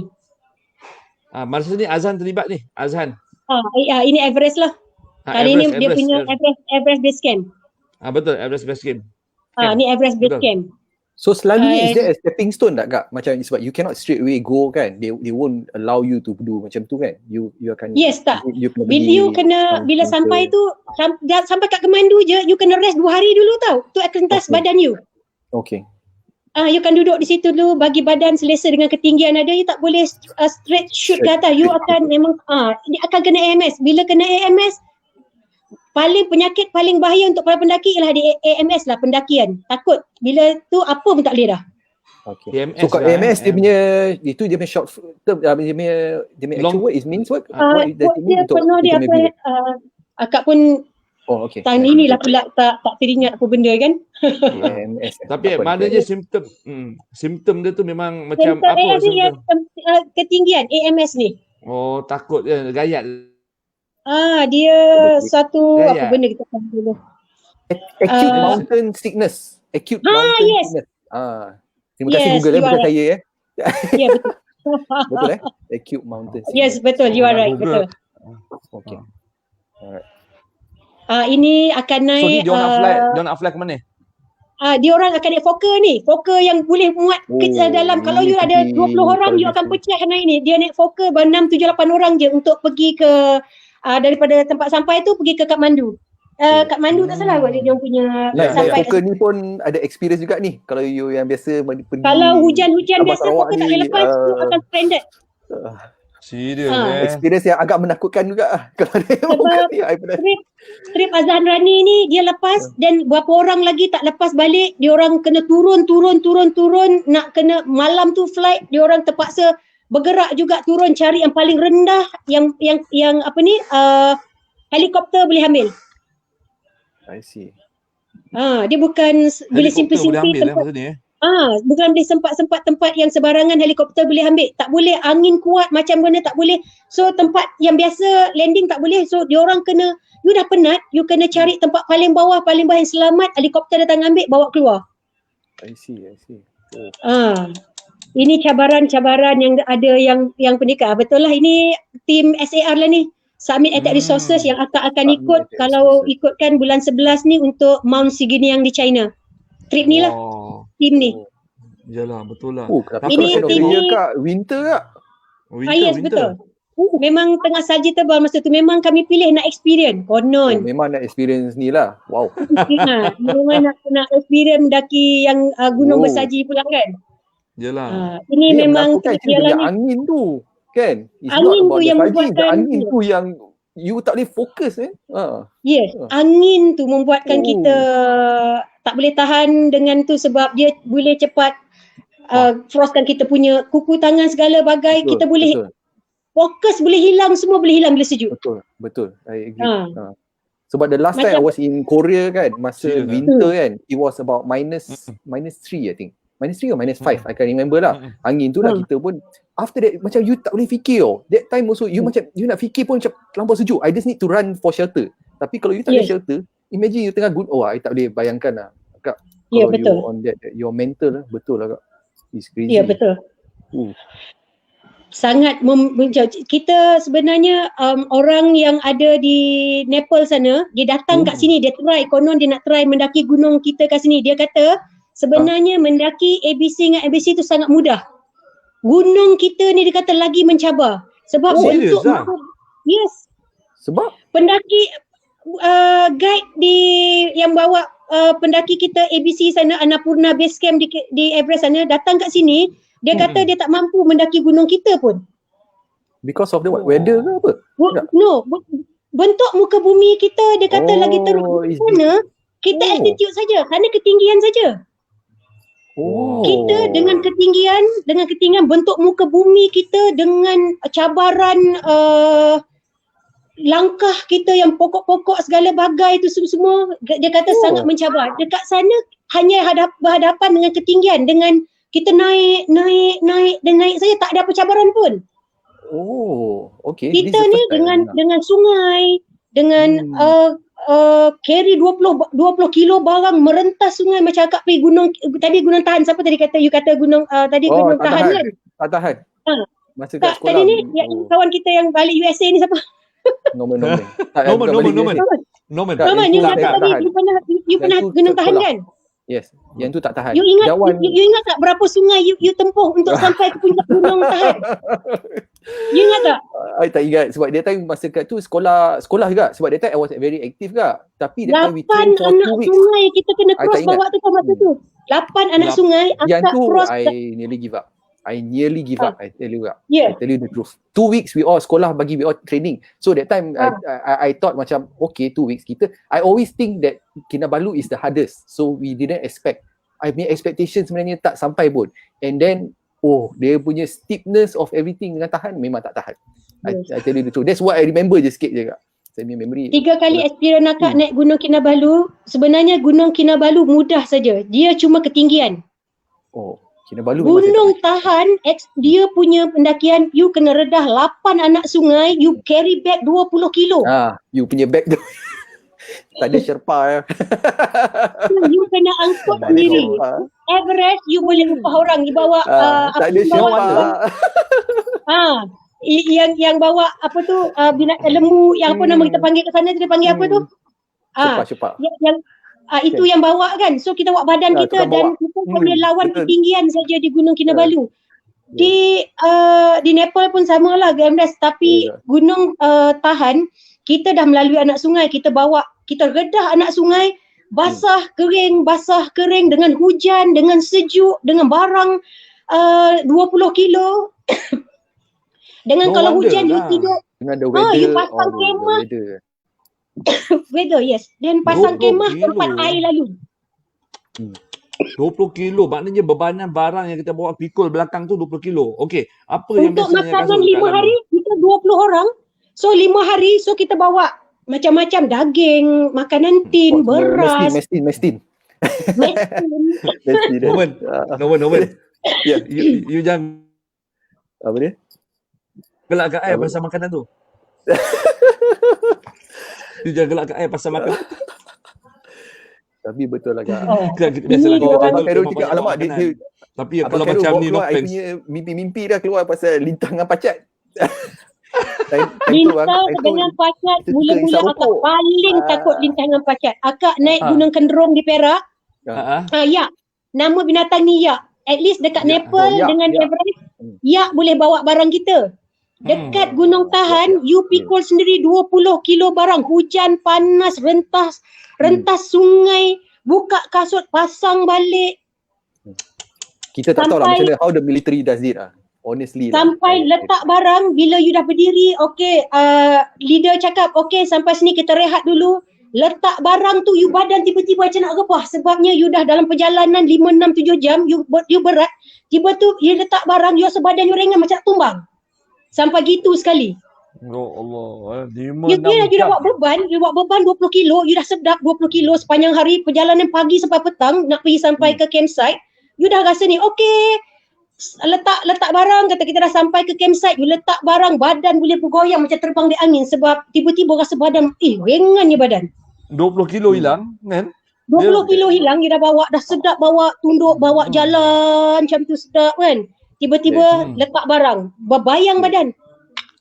Rasa macam kurus balik Tapi betul. Kan, betul tak kan? Maksudnya betul. Setiap kali keluar hutan 4-5 hari keluar hutan akan hilang 3-4 kilo. Dia punya menarik masuk dalam hutan tu, dia punya nikmat dia hanya orang yang pernah masuk hutan tahu. Itulah Kak.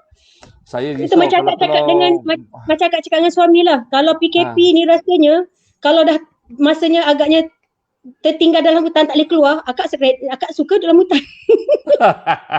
Amboi Kak, jangan Kak, nanti jadi Tarzan and Jane.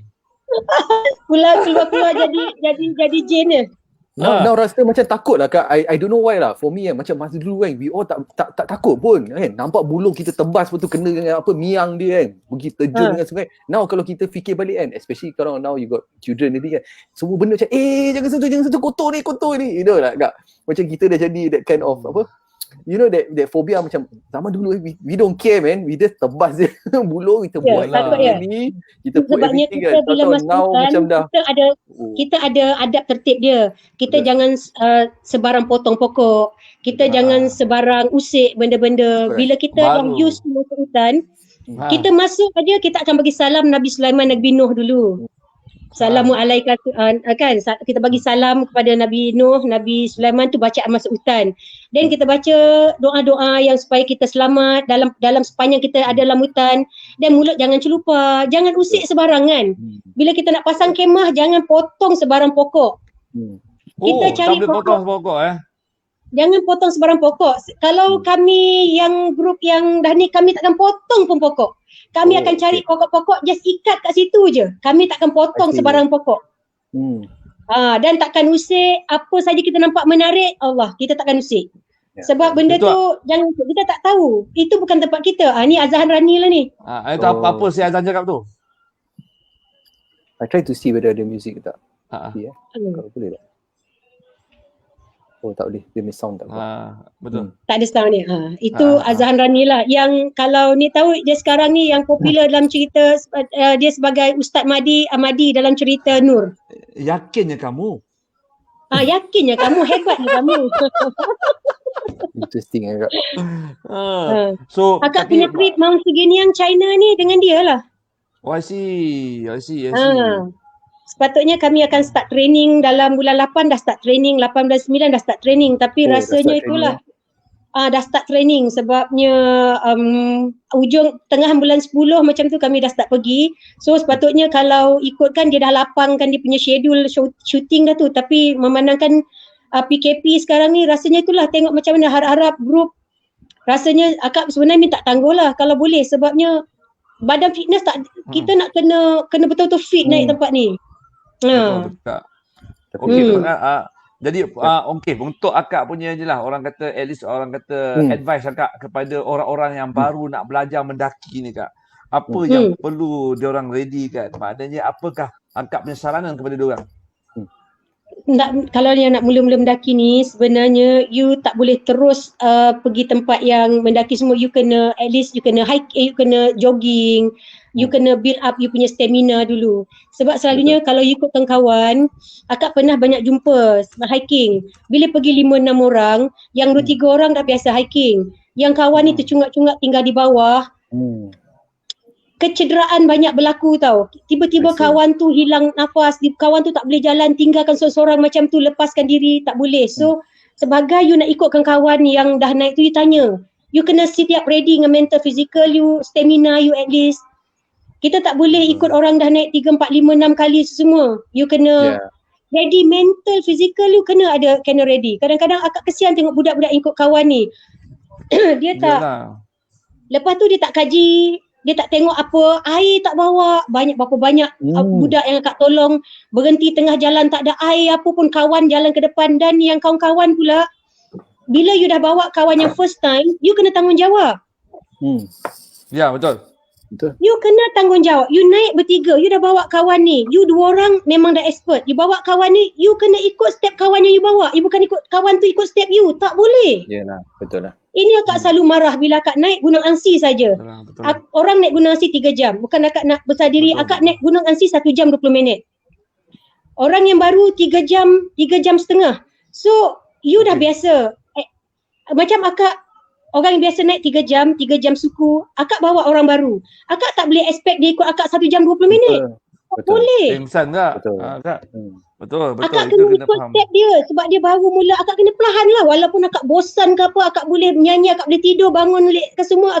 You bawa dia, you nak bagi dia experience, you kena ikut step dia. Bukan, kau ikut step aku cepat, tak boleh. Tu akak selalu marah budak-budak. So, untuk for those yang baru nak mula-mula mendaki gunung, kalau you budak baru, you tanya kawan tu, you ready mental, physical you kena tahu tahap you punya kesihatan you ada semput ke, ada apa-apa ke, you kena ready on that. You kena bawa you punya ubat ke apa-apa, air kena cukup. Lepas tu pernafasan you, selalu akak cakap, you bernafas mulut cepat kering, bila cepat kering you banyak minum air, you tak boleh nak langkah. Bila badan banyak air, breathing kena penting. Akak selalu cakap, adik first time, pelan-pelan hidung please, cakap hidung. Tak boleh, you akan cepat penat. Tak sampai 10 langkah you confirm duduk. I see. Tak boleh. You kena breathing from hidung, lepas. From hidung, lepas. Itu yang workout penting tu. Workout penting. Sebab workout pun memang dia akan ajar pernafasan juga. Macam mana pun. Bila akak selalu potong budak kan, dengar bunyi macam nafas lembu tu kan, akak berhenti dek, berhenti sekejap dek, akak berhenti relax. Akak akan cakap dengan dia, adik first time ke, salah breathing tu jangan dekat mulut. Kat hidung, kawan tak cakap ke? You kena tanya, kalau tak, kata you find out sendiri. Banyak kat Google, macam mana persediaan.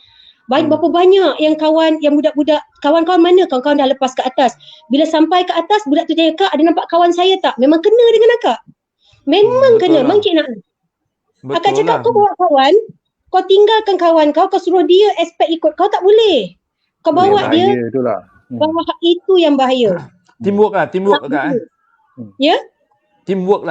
Actually banyak lah kalau in terms of sports tu memang selalu macam tu. Kita in a group, kita jalan 5 orang naik, kita turun 5 orang. 5 orang. Macam mana kalau yang you bawa yang pertama tu duduk semua-semua sekali. Jangan pentingkan diri sendiri, jalan dulu. Pasal tu tiap kali pendakian yang ambil masa 5 hari, akak meretas Banjaran Titiwangsa.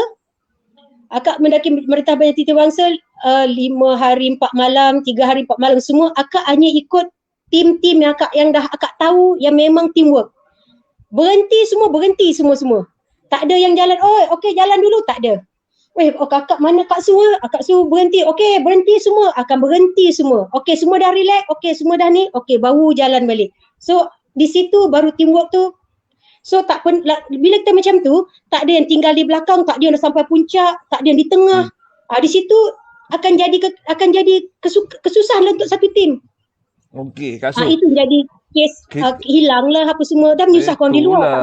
Masa okey, kita ni sebenarnya kalau cerita pasal mendaki ni memang saya pun tengah geram nak macam-macam benda nak tanya, tapi masa tu mencemburui kita tak?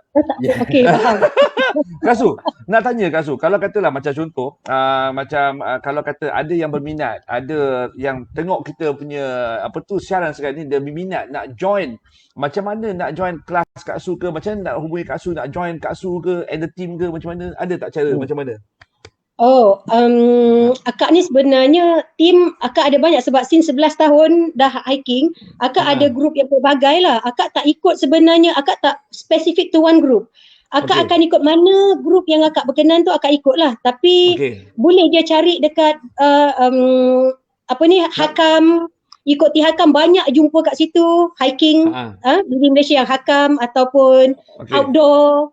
Dekat FB ada banyak dalam tu, semua geng-geng hiking kat situ. Cari Hakam dah cukup dah. Hakam tapi kalau kata ada yang minat nak minta tolong Kak Su ajar diorang ataupun bagi training kat diorang, ada Kak Su buat tak benda tu? Kalau hujung minggu selalunya banyak yang diorang ni free hujung minggu. Akak hujung minggu akak tetapkan untuk keluarga sebab hari biasa abang kerja, anak-anak kerja. So Sabtu Ahad aku selalu for family day lah. So sekarang agak susah. Sekarang ni akak namanya akak weekday cycles. Akak lebih pada geng-geng yang kerja part time, kerja shift. So akak akan, kalau dia ada kawan yang kalau dia bekerja shift ataupun macam stewardess, doktor dan guru akak semua yang ada shift semua, boleh cari akak, tak apa. Kalau dia bekerja office 9 to 5 akak susah sikit sebab mostly hujung minggu akak lebih banyak duduk kat rumah. Okey, so maknanya kalau kata macam tu, boleh dia orang nak cari akak mungkin dalam Facebook ke apa ke Kak? Boleh, yang Suniza tu lah boleh cari insya-Allah. Kalau ada je akak kat situ, just message inbox kan. Akak akan cari dia, akak akan Kak please contact saya berminat untuk hiking semua-semua. Tapi saya kerja saya kerja shift. Akak boleh tolong. Sebabnya kalau shift tu akak boleh lah, sebab bila siang hari akak dah settle semua, abang kerja, akak ada banyak masa. Bila hujung minggu mestilah akak nak time dengan keluarga kan. Hujung minggu sekarang ni akak memang susah nak hiking sikit, kecuali kalau betul-betul hiking tu memang akak minat tempat tu, memang akak perlu untuk training untuk satu trip, memang akak kata abang anytime je pergi je mah, tapi akak sendiri nak quality time dengan family tu. Yalah, betul lah. Kalau hari weekday, siapa sahaja yang bekerja, ada kerja shift apa semua, boleh hubung akak. Akak anytime aja. Yang tu alamat Kak Su punya FB. Kalau siapa-siapa yang berminat nak tahu, nak tanya pengalaman Kak Su macam mana, nak minta coaching daripada dia, insya-Allah. Tetapi yang bekerja di hari Kak Su punya mendaki sekarang ni, dia tak pergi Sabtu Ahad, tapi dia pergi pada hari-hari weekdays yang so boleh diconsider, boleh PM Kak Su kat situ. Okey? Betul. Okey. Yep. Yes.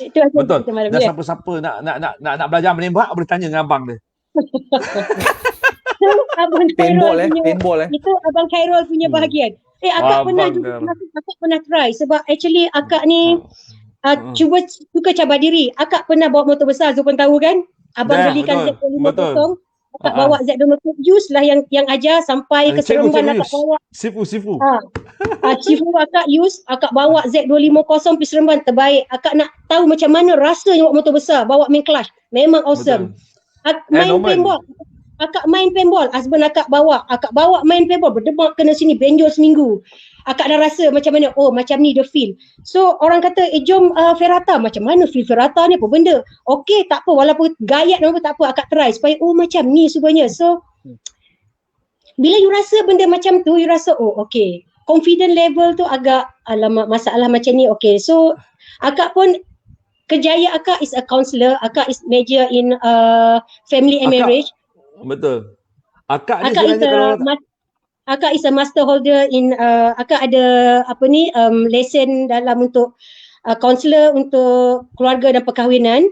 So bila akak berhadapan dengan klien-klien yang berhadapan macam ni, so akak ada confident level yang boleh bagi yang akak boleh kongsi dengan klien-klien akak yang berhadapan dengan masalah level low self confidence semua kan, ada permasalahan. So akak rasa apa yang akak buat ni membantu akak bila berhadapan dengan klien-klien akak. Betul lah. And then for your information Norman, Kak Su juga pernah jadi cikgu tau, jangan main-main. Cikgu Kak Su. Dan yang tak tahan tu anak ada 2 orang yang telah diajar oleh dia. Sekolah tu. Masa saya very small world. Buat internship di sekolah menengah Sungai Long untuk akak completekan akak punya master in counselling. Itulah. Nice. Tak sangka rupanya pusing-pusing yang tak tahan tu Kak Su mengajar anak I dan Abang Kero kawan I. Betul. What a small world. What a small world. Kak Su, apapun saya nak ucapkan, saya dengan Norman nak ucapkan terima kasih kat Kak Su sebab sudi malam ni meluangkan masa dan kita. Dan sebenarnya Kak Su punya experience itu memang awesome dan memang best. Dan saya rasa ramai orang pun teruja nak tahu dengan lebih lanjut. Tapi macam biasa, dah 1 jam setengah kita udara. Terima kasih banyak-banyak Kak Su. Dan insyaAllah ni Kak Su, kita orang akan siapkan kita orang punya cap. Nanti akan ada untuk abang dan juga dengan Kak Su punya. So, thank you. Habis PKP ni kita akan hantar tu kat Kak Su. Yes. Cantik. Thank you so much. Akak sebenarnya tak ada apa pun yang kongsi. Ada orang yang lebih lagi bagus dia punya pengalaman. Akak just sikit-sikit je pengalaman pendaki yang bukit-bukit je kan. Yes, gunung-gunung kecil-kecil je yang kemampuan di umur usia yang macam ni. So tak ada apa benda yang Nom, aku rasa bersalah tau. Apa? Tadi aku cakap pasal aku naik Gunung Uhud tu pun aku silap cakap. Ada cerita dengan dia. Aduh, jam. Ada Jabal Rahmah, Gunung Uhud. Sorry. Apakah at least it's an inspiration. Akak mungkin rasa macam tu, tapi it might inspire us sebagai cabaran kepada Brother Zul dengan we all, as ni maybe we should do something. Tak apa, it's okay. We can try. Kalau akak boleh buat, why can't we? Kalau orang pun perlukan rasa nak hiking dengan akak, boleh insya-Allah kita sama-sama hiking. Kita tengok naik Bukit Broga pun cukup okey. Kak, kita bawa Izan. Bukan dekat rumah aja ke? Bukit Broga. Tak, kita nak beritahu lah. Agak dekat kan dengan dia. Bukit Apuk belakang rumah akak pun sangat menarik sebab dia ada air terjun yang akak cakap sangat menarik. Yes. Kak Su, ingat tak saya pernah kawal Kak Su kata, jom Kak Su kita pergi Gunung Broga, Bukit Broga kat belakang tu dengan Izan kan. Sampai sekarang pun tak pergi kan? Tak punya sampai sekarang sekarang dia dah buat dah Kak. Dah cakap live dah tak boleh tarik balik. Lepas tu saya rasa dia boleh vlog lagi sekarang. Wah, Brother Zul sekarang dia dah pada live. So dia boleh live dekat Bukit Broga, tapi tak tahulah kalau dia semput ke tak ke, kita tak tahulah. Mungkin both of us pun dah tak boleh buat live dah kan. Kita buat InsyaAllah live. Kalau rasa teringin just bagi tahu, insyaAllah kita sama-sama. Boleh. Okey Kak Su, terima kasih Kak Su. Terima kasih malam ni. Yes. Terima kasih untuk Kak Su. Terima kasih. Baik Kak Su. Assalamualaikum Kak Su. Assalamualaikum. Bye. Wah, Norman, itulah tadi. Wah, pengalaman dan orang kata cerita dekat Su tu memang buat orang kata kita ni macam terkesima. Sebab apa? Kak Su bayangkan dia kata dia start by age 40 cakap pada orang-orang kat luar sana tu yang umur 40 maknanya bukan penghalang. Betul. Lalu kita reverse. Macam my situation, I reverse. When I was younger, we used to like to go camping and that. And then bila dah habis dah, I yang tak buat sebenarnya. So I tell you, now, betul. Bila, this is something even better. Imagine you start at this time. 40 dan masa tu berat badan dia 100 kilo. Fikirlah. Dan sekarang Kak Su, kalau kita tengok 100 kilo, serius aku tak pernah nampak Kak Su 100 kilo. Tapi yelah, tempat cerita setelah tahun dululah cerita dia kan. Itulah. Tapi that is something yang bagi orang kata inspirasi kepada orang. Betul. Maknanya nothing is impossible. Betul. Kan? Cuba I takutlah bila kita dua pergi hiking bersama tu agak nervous sikit. Tapi tak biasa. Bila so ada Zul Apple akan kena slowly, kena quiet kan. Takut nanti sebab bila kita orang berdua ni dia lain sikit. Kalau berasingan dia kurang sikit dia punya loudness tu. Tapi bila dua orang tu saya risaulah. Saya boleh jadi cameraman, ada orang tengah hiking, Norman ambil angle air ni kat sini. Okey, boleh. Bukan apa Norman, takut Kak Su yang nak mendaki tu hilang sabar kita. Bila dia nak habis minta maaf, ada Aduh. Okey, malam ni juga kita ada Datuk Ismail Nordin. Yes, dia kata Dia kata terima kasih malam ni berbagai-bagai topik ya. Betul alhamdulillah tu. Ini semua orang-orang yang kita bawa ni yang best-best ni ya tu kan. And then kita ada doktor daripada Dr. Jalil. Dr. Jalil Dr. Jalil ada. Dr. Jalil ada. Ki ada, Abang Jeb ada. Sifu Abang Jeb. Yes, Sifu Branding ada. Lepas tu, alamak, Brother Juan ada. Hai Juan. And then kita ada juga merah. Oh, merah. Oh, aku kursi merah. And then kita ada Nasrul, kita ada Nas, apa khabar Nasrul? Alhamdulillah. Dan kita ada Miski juga salah seorang daripada geng-geng motor bikers kita orang lah. Dan sekarang ni Miski dah berhijrah ke sektor lain.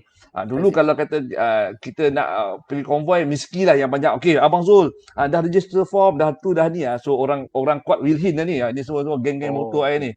So very orang kata best lah malam ni. Yus ada, Linda ada, Faiz ada. Tapi malam ni Faiz diam Wah, Faiz termalu ya malam ni. Kena cabar ke untuk mendaki ke? Itulah, aku rasa dia tak, aku bukan apalah Nom, aku baru perasan. Aku tak on aircon.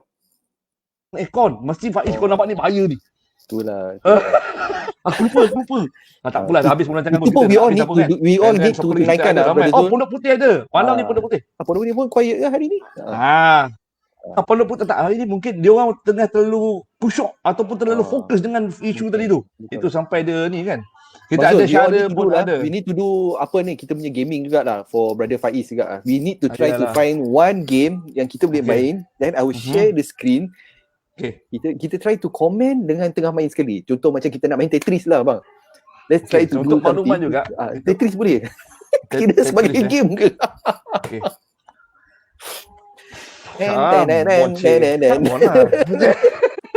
I tak tahu lah, maybe you guys boleh komen ke apa satu game yang senang. Apa? Brother Zul pun boleh lawan, I pun boleh lawan, kira agak mencabar, atau mungkin kita viewers boleh main sekali ke, play together ke. Kalau you all boleh, please help us suggest something lah. Sebab kerana asyik kita bercakap je, kita pun nak juga berinteraksi dengan you all kan. So kita boleh play lah. Dan malam ni memang best, topik dia memang best. Topik kita cuma minta maaf sebab kita tak dapat nak sebab kita hari ni bekerja-kerja juga, tadi ada few things, so tak sempat nak buat promosi awal. Tapi alhamdulillah orang kata sebab you all dah sharing keep on sharing, dan ramai orang yang tonton juga malam ni. Alhamdulillah, terima kasih. Okey, jadi kita pun dah sampai ke hujung rancangan, dah sampai ke hujung untuk kita minggu ni dah this one is consider episode yang ke-13. Okey. Kalau mana-mana yang nak tengok yang lepas-lepasnya orang kata siaran ataupun program, boleh masuk dekat halaman web kita, rasmi kita di Facebook dah ada. Type je dekat kolom search tu, type je Zul and Norman Talk Show, akan jumpa. I'll share the link. Yes. And then jangan lupa, kalau Abang Zul boleh mungkin bagi sedikit teaser tak for our next show. Sebab I think it will be quite interesting for, mungkin boleh bagi teaser so that you slowly get ready ke. Yes, okay.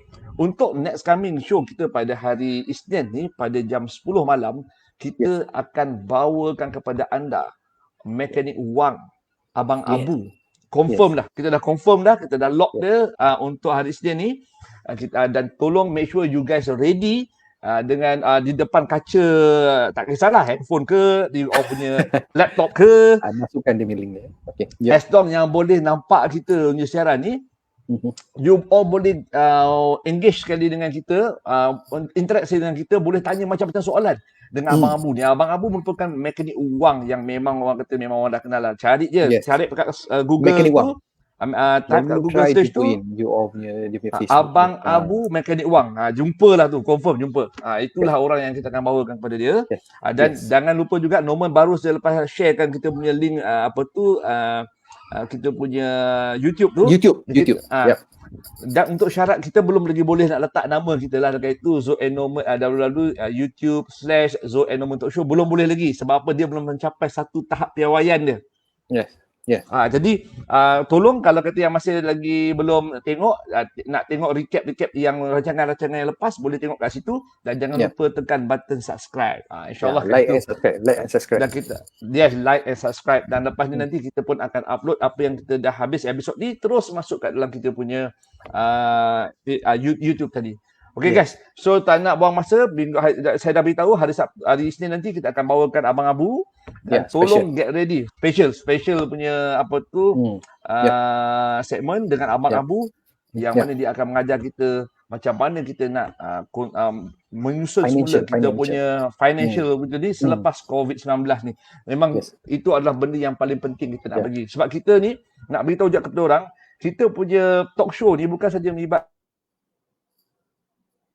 benda-benda yang macam hobi, benda bisnes, tetapi juga dia memberikan pengetahuan tentang info-info kewangan, everything lah. Semua benda yang kita dapat share dan berikan manfaat kepada orang so lain. yang just Abang Abu punya part je, just you all get ready, get your questions ready, and then Abang Abu actually has been featured in many kita punya media lah. So kalau you tengok dalam Extra One ni, kalau kita tengok yang bernama, if not mistaken, has been featured, and then dia pun banyak buat appearances. So appearances for private and corporate punya organisation, government organisation. So it's a privilege lah untuk kita mendapatkan Abang Abu on our show. So memang ambil peluang ni untuk share kepada kawan-kawan. Kita come out collateral secepat mungkin and share and also ask the questions. Sebab this is the time where we can get very personal dengan Abang Abu lah. Ya betul. Alright. Kita ada masa lebih kurang 1 jam setengah dengan Abang Abu. So gunakan that particular masa 1 jam setengah tu untuk benda-benda yang bermanfaat yang you all nak tanya. Just tanya je. Jangan malu. Sebab apa? Kalau kita malu, kita akan tak dapat jawapan yang kita cari. Dan satu perkara lagi yang saya selalu beritahu pada semua orang, jangan fikir soalan kita tanya tu soalan bodoh. Tak kisahlah, you rasa soalan bodoh, you yang rasa. Orang lain tak rasa. Dan sebenarnya kadang-kadang orang yang kata itu soalan bodoh, dia pun sebenarnya tak tahu pun. Tapi segan nak tanya. So jangan jadi macam itu. Nak tanya, you tanya je. Hari tu sebab you tanya, kenapa you tak tahu. Dan I dengan Norman dan juga macam kita punya tetamu-tetamu, tak pernah cakap soalan tu macam apalah benda tak tahu. No. Kita nak you all tanya. Sebab you tanya sebab you tak tahu. Tak apalah mungkin orang yang tahu tu rasa dia dah tahu. Tak apalah. Tapi you tak tahu, kita beritahu. So itulah. Banyak tu. I kata dia tahu, tak tahu. So guys, kita tak nak lama-lama lagi. So kita jumpa lagi untuk pada hari Isnin nanti insyaAllah. Yang baik-baik itu datang daripada Allah Subhanahu Wa Taala, yang kurang tu daripada kami berdua. Dan andai kata saya dan Norman ada tersilap cakap, terkasar bahasa sepanjang saya dan Norman mengacarakan majlis ni, kita punya talk show ni, saya mohon maaf. Dan kita pun dah masuk ke 10 malam terakhir Ramadan, dan kita nak, kalau boleh tu ialah kita doa kita dapat malam Lailatul Qadar, kita dapat orang kata Ramadan yang terbaik tahun ni. Walaupun kita tahu 2020 ada satu benda yang kita tak pernah jangka jadi macam ni, tapi kita doa. Sebab paling kuat, yang paling penting adalah kita sentiasa doa pada Allah untuk yang baik-baik belaka. Alright guys. Okay. Assalamualaikum dan jumpa lagi pada hari Isnin nanti. InsyaAllah. Bye. Bye.